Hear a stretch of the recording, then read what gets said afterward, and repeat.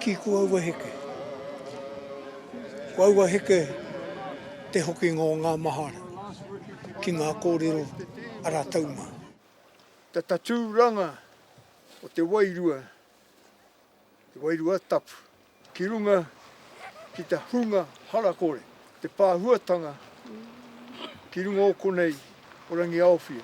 The wairua here is just so moving. So many people have come because they're part of this movement of the spirit. And it's very important not to forget woundedness.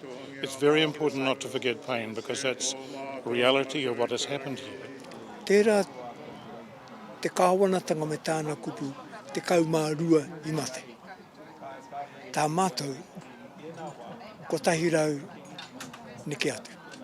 Ko te nuinga I noho mai, ana he kaumātua, he wāhine, he tamariki, tāngata ngoi kore.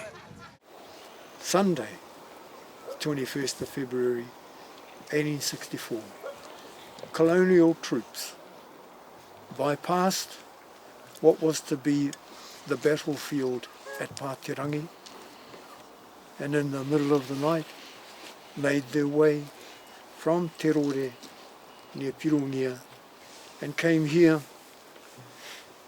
1,200 of the best equipped, most modern, most powerful army in the world at that time, and laid waste to this space.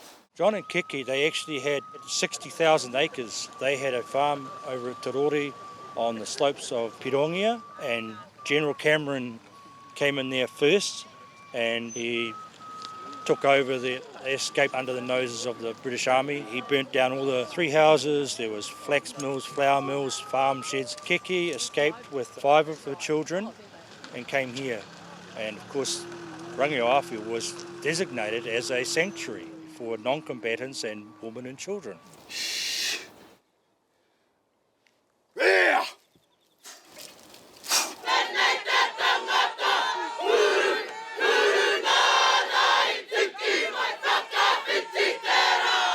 Ki wairua mai rā, mā mātou mihi, haere atu rā.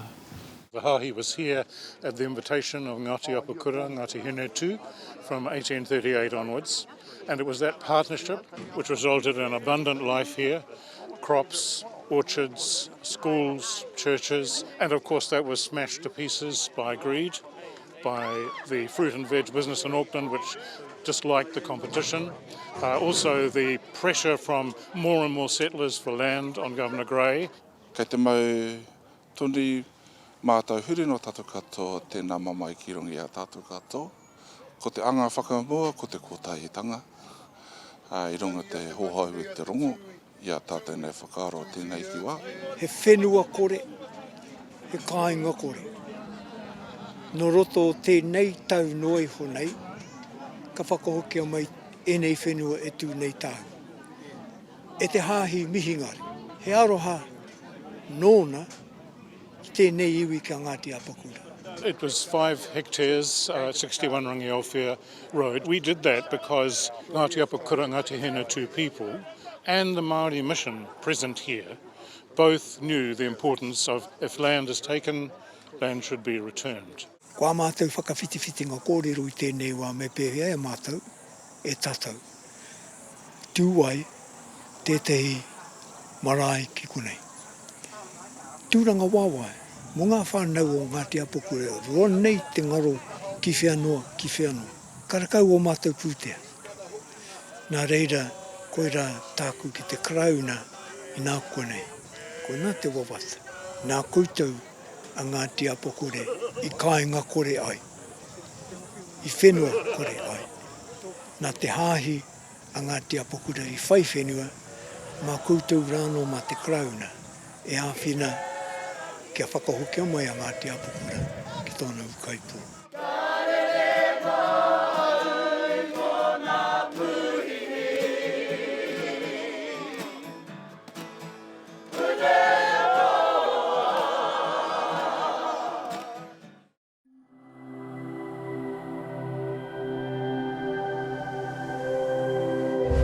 Ko te reo, te take.